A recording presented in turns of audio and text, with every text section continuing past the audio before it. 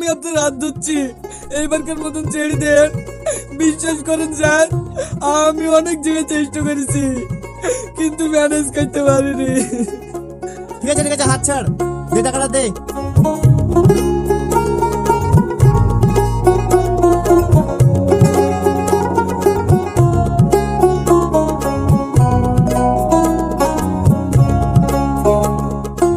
তোর জামাটা তো বেশ ভালো লাগছে রে।